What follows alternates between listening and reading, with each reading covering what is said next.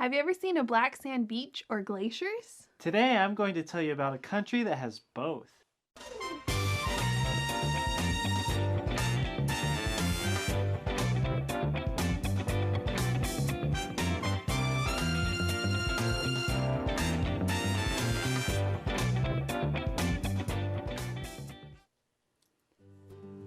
Hello, welcome to Around the World with Joshua and Alyssa, and we are going to show you today another country that we would like to visit but have not been to yet. Except, did you have a layover at this place? I did. I got stuck at the So airport. she was in the airport but did not get to leave the airport and see the country, and I really want to go see the country. So that country is Iceland. Well, nice crashed airplane. Well, it's not about the airplane, but I do like that kind of stuff. It's about the black sand beach in this picture. Isn't that cool? Look at that. It's like just not what you would normally see at a beach. But that's what it is. And then they do have this airplane. I think it's kind of famous because I've seen it in other pictures. I just don't know anything about it. But Iceland is really well known for their waterfalls. They have lots and lots of waterfalls, and they have different kinds of waterfalls, and they have different categories that they place these waterfalls in, depending on where they are and kind of what makes them what they are. And so this is just one of them, and I don't remember the different category names for them because they're also not English, and so if I were to look at it, I know I would pronounce it wrong, so I'm not even going to try. But when I see pictures of Iceland, one of the most common things I see are the waterfalls. And every time I see it, I say to myself, I want to go to Iceland. Because I love taking pictures, and this is the kind of picture that I want to take of these gorgeous waterfalls. So here's another one. Completely different. And different location, different view.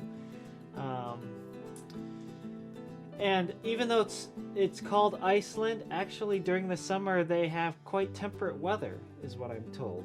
And so here you see a lot of nice green grass and some other vegetation and color. And here's a picture of civilization with some beautiful mountains in the back. And of course, because it's Iceland, it had to get its name somehow. And if you go in the winter, there is a lot of ice. You can go hiking on glaciers, you can go caving in ice caverns, just a lot of stuff you can do there. A lot of things you can't even see during the summer. You can only get to them in the winter when things are frozen over. And of course, I mentioned this a couple weeks ago, the Northern Lights. So you just want to combine them both? Yes, I mean we could get them both in one trip. And I hear that Iceland is one of the best places to go see the Northern Lights. And you can really get away from civilization in parts of the country so that you're not having light pollution keep you from getting a good view.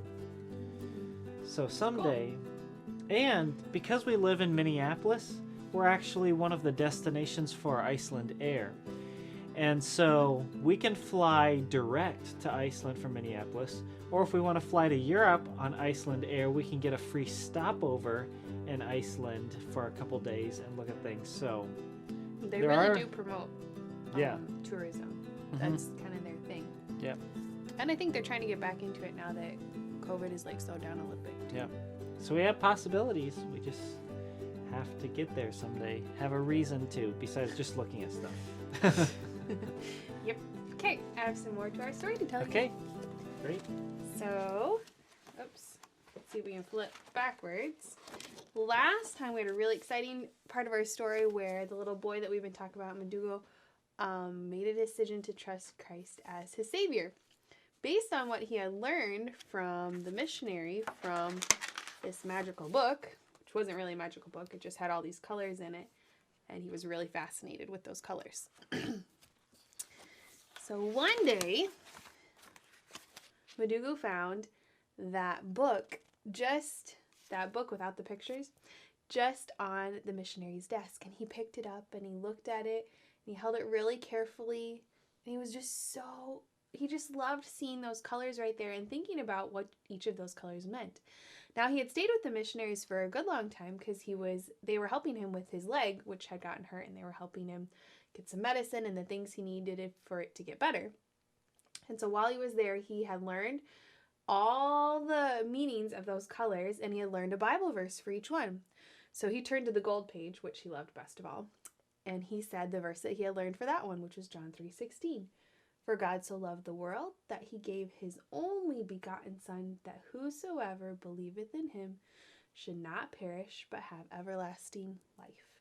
And he remembered that verse went with that page because that golden page reminded us of heaven, which is where Jesus is, preparing a place for those who follow him. Then he turned to the next page, the dark page, and he remembered a Bible verse that said that all have sinned and come short of the glory of God. So he just looked at each of those pages and he remembered the Bible verse, and then he felt like he heard a sound behind him, and he turned around and he saw Mr. De La Haye, the missionary, standing there, and he got really scared because maybe he wasn't supposed to be there. And he said, "Well, I'm sorry. I just wanted to look at your book real quick." And the missionary said, "It's okay. I'm glad you came to look at it. Are you enjoying it? Are you remembering all the things from the pages? And you know, you've been here a good long time, and I think your leg has really healed up. Are you ready to go home tomorrow?" Madugo said, "Tomorrow? Are you sure? Tomorrow? But there's so many other stories and things I want to learn." Missionary smiled. He said, "But I think you're ready to go home." And then he handed the little book back to Madugo, and he said, "You know what? Why don't you take this book home with you, and you can share it with the people in your village?" Thank you, said Madugo. He just couldn't stop smiling. This was like the best day ever. So the next morning, the missionaries got together with Madugo, and they had time to pray and to thank God that he had trusted Jesus as his Savior, and that now he could go back to his family and he could tell them what he had learned. They prayed that he'd have a safe trip and a good time when he got back with his family. His leg did feel so much better. Now he could jump and run and skip and do all those things he couldn't do at the beginning of the story. Remember, he could barely make it to the missionary's house, and she had to bandage up his leg right away at the beginning. So he's made some really great progress. Now he can run and skip, and it's not bothering him anymore. When he got home, his 3 brothers were really curious about what he had in his hand. "What is that? What is that colorful book?" He said, "Just wait. I'll tell you about it after supper." They really, really wanted to see it. So his brothers ate their supper really fast that night. And they said, "Come on, we finished our supper. Can't you tell us about that magical book that you have with all those colors?" Madugo said, "Okay." So he found a spot on the floor and he sat down with them. And just like the missionary did, he opened each page and he talked about them. He showed them the first, the shiny gold page. Here's the gold page. This gold page reminds us of heaven. It's a beautiful, perfect place, and this is where God lives. But we have a problem. And he turned to the next page. Remember the next one? The dark page. And he said, "You know, our problem is that we have sin. We've all made bad choices. We've all done wrong things and broken God's perfect law. And because of that, we can't go to God's beautiful, perfect heaven. But there's really good news." And he turned to the red page and he said, "Jesus came and died for us, and Jesus is God's Son, and he lived a perfect life, and he died in our place so we don't have to die." And he turned to the next page, to the white page, and he said, "And if we trust in Jesus as our Savior, our heart can be clean and can be white like the no color on this paper, and then we can be able to have a relationship with Jesus." His brothers kind of thought about it. They liked this story. This was interesting. And the next day, they asked Madugo to tell them the same story again.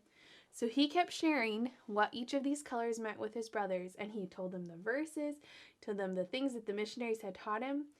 And one by one, his brothers came to him separately, and they said, "I decided to trust Jesus as my Savior. I want to know more about God, and I want to have a relationship with him," till all 3 of his brothers knew Jesus. Madugo was really excited. Now it was him and his brothers. Now, his oldest brother came one day, and he said, "Madugo, now that we have all trusted Jesus, we want to be able to share this with other people. So we think you should take your book and you should chop it into 4 pieces so we could each have a piece." "My book!" Madugo said, I can't chop it into pieces. This one was given to me from the missionaries. I can't do that. I won't. And you're going to have to come back next time to see what happens.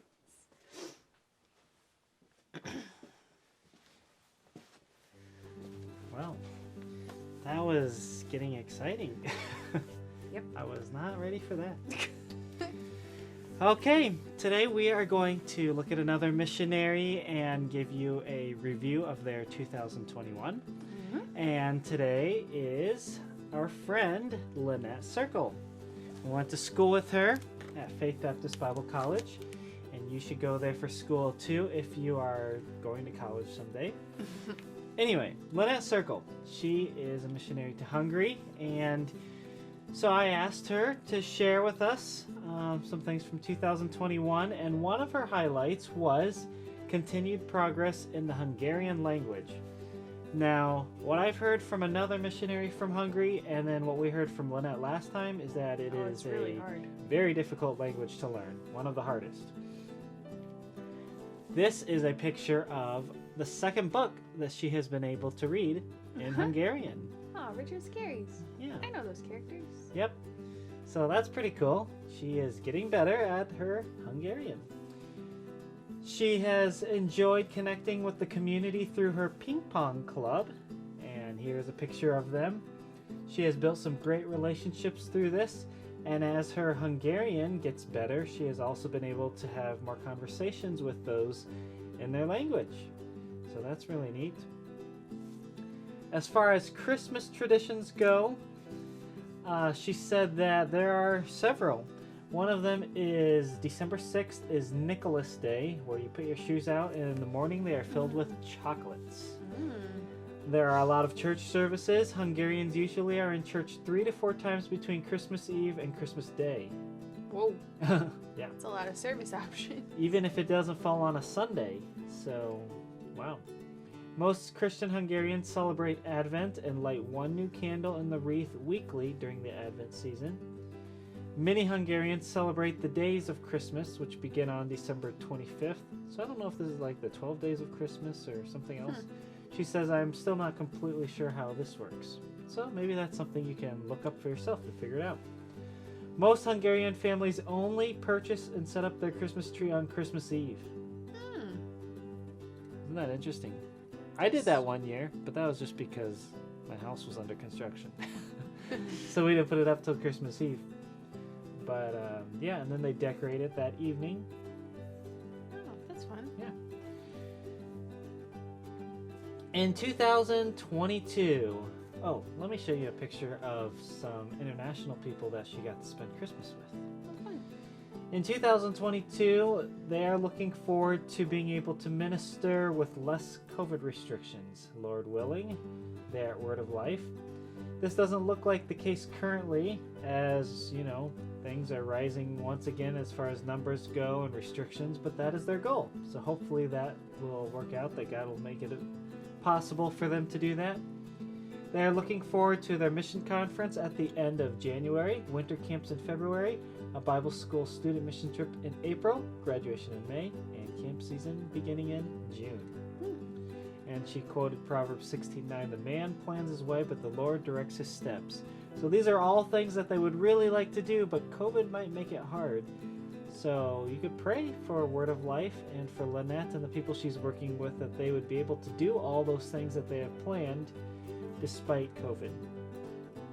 Pray that it will not cause shutdowns or lock down their Bible school, and that they would be able to keep their ministries going as well as add more events. She also said we could pray for her health. And remember last time, I think she was still in the States last time because of some things that she needed done that kept her from going back as soon as she wanted. But pray for her health as she is learning a new balance and activity due to an early diagnosis of MS. Multiple sclerosis. Yes. So that is really sad to hear. But you know what? She's still determined to serve God anyway. And I'm excited to see that. And I hope that you will pray that God would give her the strength and the wisdom with how to keep doing her ministry without letting that keep her from doing what she loves to do. So great things happening there with Lynette. Make sure you pray for her. Maybe if you see a Christmas tree or something as you're putting them away, just think about how they get to decorate right before Christmas. And you can pray for the people of Hungary too. Yep. We will see you next week again. Thank you for joining us. As always, we really appreciate it. Bye. Bye.